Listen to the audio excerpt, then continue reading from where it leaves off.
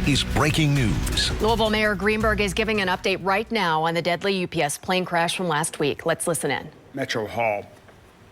Just a couple quick updates. NTSB still remains at the site investigating the cause of the crash.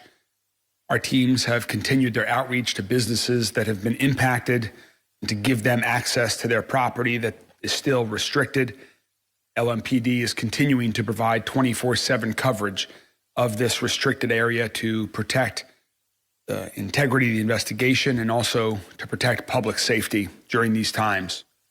Our teams are working to reopen Grade Lane and all roads as quickly as we possibly can. This morning, I had an opportunity to stop by the Okolona Fire Department to thank the men and women of Okolona Fire for their incredible first response, being some of the first folks that were on the scene, being the lead fire department on the scene. They working in partnership with Louisville Fire and the other fire departments was truly incredible. Additionally, as we mentioned yesterday, a new hotline has been set up for anyone who has been impacted by the crash. That call center number again is 502-473-5271. That is open now. It will be open all days from 7 a.m. to 9 p.m. Monday through Saturday. If you owned a business that was impacted, if you have lost your job as a result of being impacted, if you have been injured in some other way, if you believe that you have been negatively impacted by the crash, that is the number to reach out. Additionally, when you reach out, there may be an opportunity. We are getting ready to open tomorrow a community resource center. This community resource center will be by appointment that you can make by calling that line. It will be located at 200 High Rise Drive, right off of Fern Valley Road by I-65, to meet with individuals that can help you with the challenges that you may be facing as a result of the tragic UPS crash. One other person I want to thank is here with us today, and that's our Jefferson County Coroner, Joanne Farmer. Her and her team have been working tirelessly under incredibly challenging conditions around the clock to help recover all of the victims of this plane crash, to identify the bodies in the challenging conditions, and to notify the families of their losses. This work has been incredibly challenging, but great care has been taken by Joanne and her team, working as rapidly as possible so that identifications could be made as quickly as possible. At this point in time, we believe that all of the victims have been located, have been identified, and that families have been notified.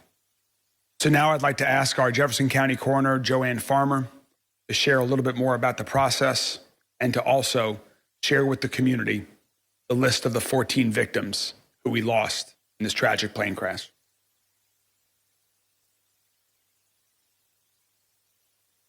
It really saddens me to have to be here and speaking to you about such a tragedy. All 14 victims have been identified. They were identified by DNA, some by DNA and dental records, some by DNA and medical records, but all of them were positively identified by the DNA. We finished this completion of testing about less than 24 hours ago, but it was all complete. All of the victims' families have been notified, and we've been working closely with them throughout this whole process. I'll go ahead and release the names now on Flight 2976. Captain Dana Diamond, 62 years old. Captain Richard Wartenberg, 57 years old. First Officer Lee Truitt, 45 years old. Angela Anderson, 45 years old. Carlos Fernandez, 52 years old. Louis Thedden, 47 years old. And Kimberly Asa, who was the granddaughter, 3 years old. of Mr. Faden. Trinidad Trina Chavez, 37 years old. Continuing, there's Tony Crane, 65 years old. John Locks, 52 years old. John Spray, 45 years old. Matthew Sweets, 37 years old. Ella Petty Horton, 31 years old. And Megan Washburn, 35 years old. And on behalf of the entire coroner's office, to all the families, please accept again our sincere condolences for your tragic loss. Okay. Thank you, Joanne. Thanks again to you and your entire team for the professionalism and the empathy that you all have shown. I know what a difficult process this must have been. Today, as we share the names of those who we've lost, our city feels the full weight of this unimaginable tragedy. Behind every one of these names is a circle of family, friends, stories that will forever be unfinished. I've heard it said that everyone dies twice. Once when you take your last breath, and again when your name is spoken for the last time. So as we hear these names today, let's never forget their lives, their laughter, their love, and all that they meant to those around them and to our entire city. Each of these victims represents a life full of purpose, interrupted far too soon, and also a life that will never fade, because we will always remember them. We will take care of their loved ones, walk with them through grief, and honor the lives they built by always saying their names. Captain Dana Diamond, Captain Richard Wartenberg, First Officer Lee Truitt, Angela Anderson, Carlos Fernandez, Trina Chavez, Tony Crane, John Lux, John Spray, Matthew Sweets, Ella Petty Wharton, Megan Washburn, Luisness Faden, and his granddaughter, Kimberly. May their memories be a blessing. May their memories strengthen us. May their families find comfort in knowing we stand beside them, not just today, but in all of the difficult days ahead. The funerals for these victims will begin in the coming days. And I ask our community, I ask the media to please respect the privacy of these families. If they request private funerals, please respect their privacy during these incredibly challenging times for the families of these 14 victims. During these times of tragedy and tragic loss, we also saw incredible acts of heroism, incredible acts of bravery, and fantastic public service. I've heard from the NTSB, from other federal partners, folks around the region, about the incredible work the first responder teams have done in response to UPS Flight 2976. And one of the ways that we provided a fantastic public service, I believe, during these challenging times is through the work of LMPD and their support of the victims' families over the past week. LMPD led that part of our response. And so now I'd like to call on Chief Paul Humphrey to talk a little bit more about that process and the work that they have been doing and will continue to do to support the families of each of these 14 victims. Chief Humphrey.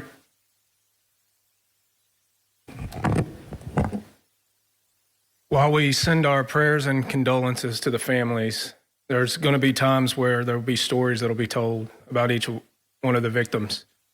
But there's stories that will need to be told about everyone else as well. All of the first responders that rushed towards that fire and put their lives on the line.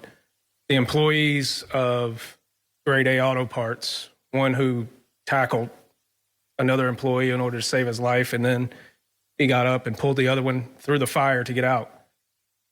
How Sean Garber has taken care of his employees, and his heart's just pouring out to them. He's doing everything he can to make sure that they get taken care of. But one of the things I do want to talk about is our victim services unit and how they were there from the very beginning to make sure that the families were taken care of in any way that we could.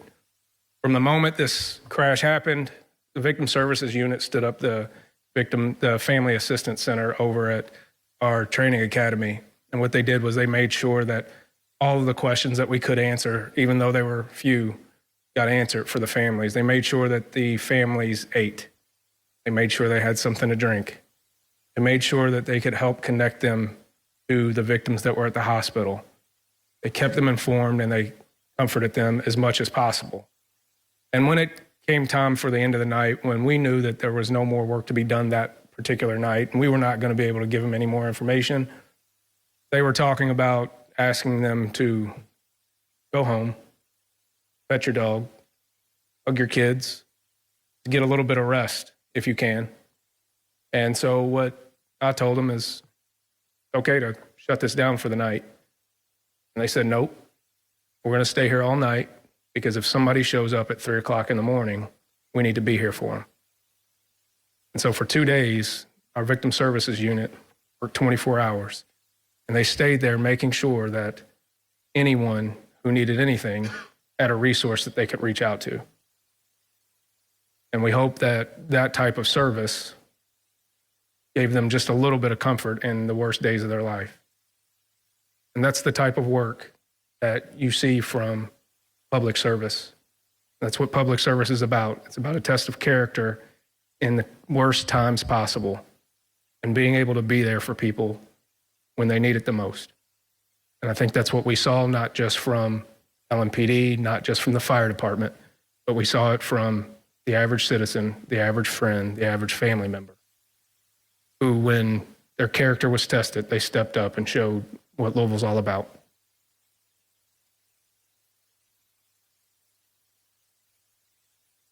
Thanks, Chief.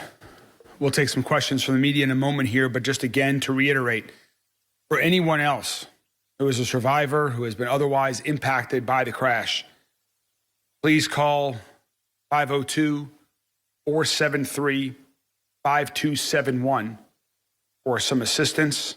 And again, that's every day except for Sunday, 7 a.m., 9 p.m. And you can make an appointment to speak in person with someone at the Community Resource Center that will be open at those same hours starting tomorrow. And again, to the families of the 14 victims, our condolences. We will continue to be here to support you in the weeks, months, and years ahead. May each of your loved ones' memories be a blessing.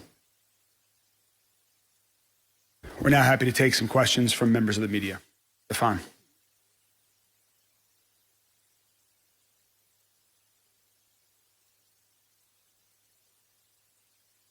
So there are several categories. The question about what is being done for the families of the victims. UPS set up the original phone number and response, in addition to what you just heard the chief talk about, the support services that LMPD is providing if additional services are needed from other agencies. When it comes to financial and other support for each of these victims and their families, the UPS has been taking the lead on that right now in direct contact with each of the families. Everyone is going to have different needs. Of course, everyone has a funeral to come to pay for. But beyond that, there are so many other impacts that each one of these victims left for their families, and they'll be handling each one of those individually.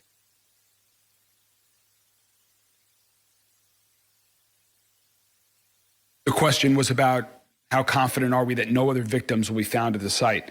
Right now, we have no reason to believe that there are any other victims at this site.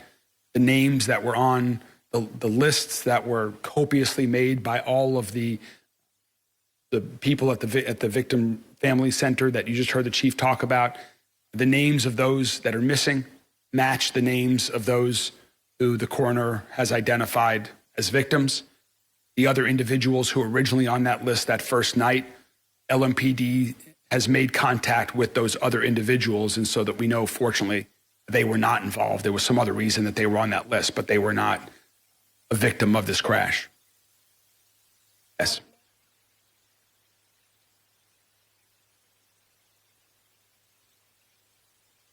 Well, what's on my heart today is just an emptiness, a feeling of loss for each of these 14 families. They certainly, the chief and I saw it that very first night when we were both at the Family Resource Center, and simply hugging the loved ones of people who were right there next to us, calling their family member and hearing the phone go right to voicemail time after time after time again, texting them and getting no response.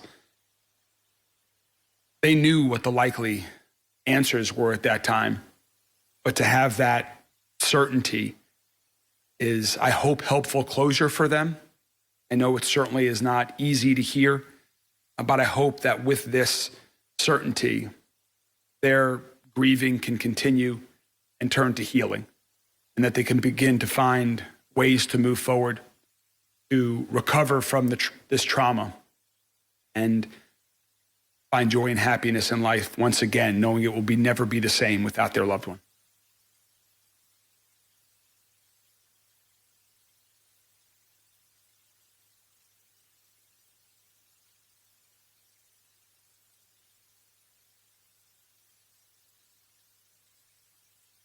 The question was about services that are provided to first responders. They are aware of there are support services that we have here in Louisville Metro government. I believe that Okolona Fire Department and the other departments have also lined up additional services for first responders if they feel the need to speak with someone during this time, if certain people needed some time off as a result of the length of time that they stayed out at the crash site. That has been accommodated as well. So we've been working with that on a case-by-case basis.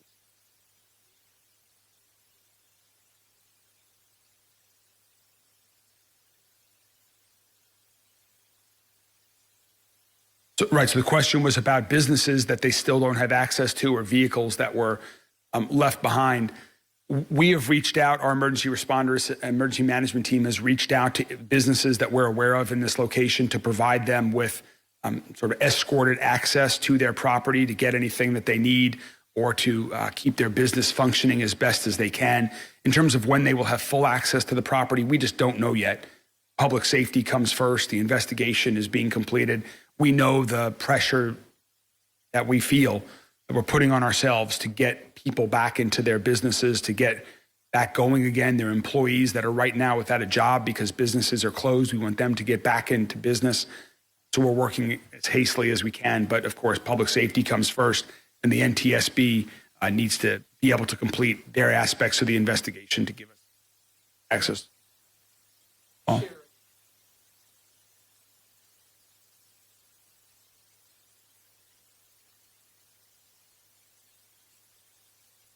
The question was about NTSB and any new information and how long they'll be on the site. I defer those questions to the NTSB. They're the primary point of contact to release that information publicly. And I know they're working incredibly hard every single day. They didn't let the cold and the snow flurries, they didn't let that deter them from being out there to continuing the work. Other agencies, such as the EPA that was just with us yesterday, is continuing their work as well. I think it's a more complicated and larger debris field than they originally thought. And so I think it's going to take a little bit longer than they thought. How to measure that, I defer those questions to them. I don't want to get ahead of the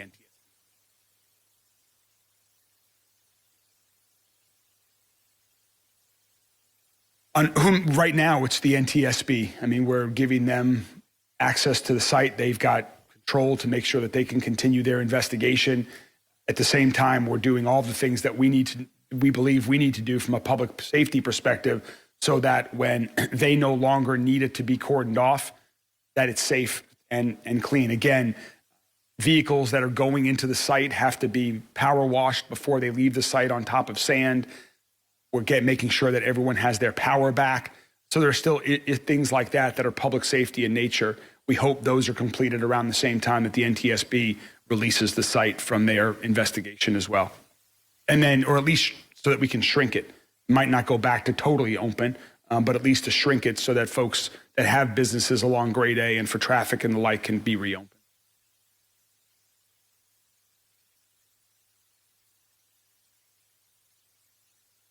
So if you are a business that believe is losing business as a result of the crash, you should call this phone number, 473-5271, if you believe you are an impacted business as a result of this crash. I'm sorry? It will provide someone who can take your information and evaluate the reason, the type of impact that you had, and begin to provide some assistance as a business owner, or if you're an employee that's been impacted, or if you've been injured but you are still living. Each individual that may be impacted might have a different situation, and so the evaluation of those claims will begin, understanding that for some people it's cash today. They've got to feed a family. They don't have a job as a result of this crash. Each person is going to be individual. Sure.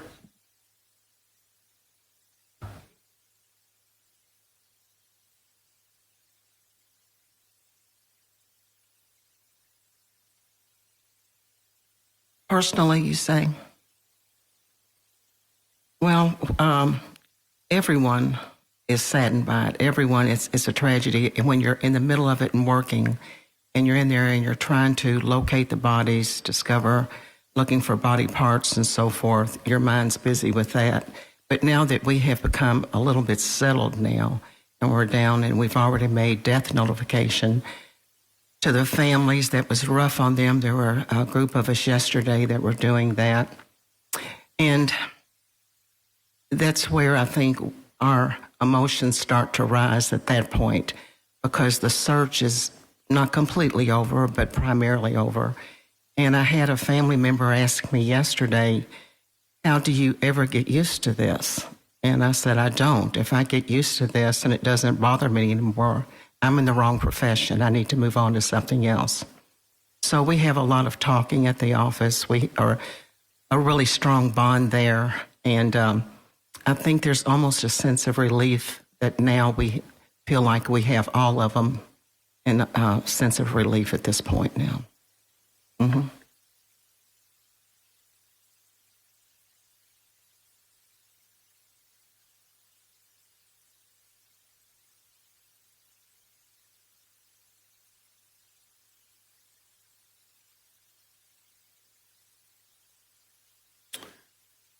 I believe, but I'm not certain, that UPS has made contact with the victim's family, but I defer to UPS on that question. I've been in contact with UPS executives, met with some today, and meeting with some tomorrow. I will be sure to relay that concern as well to them to make sure they are aware of it if they are not already.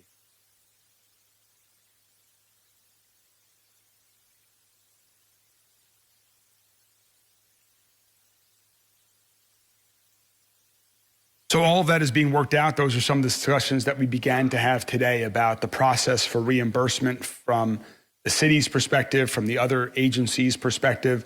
Under federal law, following an airplane crash, there are certain things that the airline is required to pay for example, the funeral costs of each of the victims of the crash, and that's all specified by federal law. So we have a team of people, as does UPS right now, that's going through that. Some of it is insurance, some may be the company directly.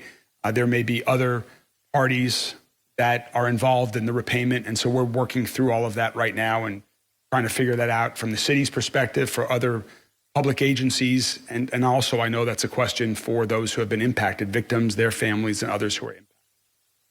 One more question, Emma.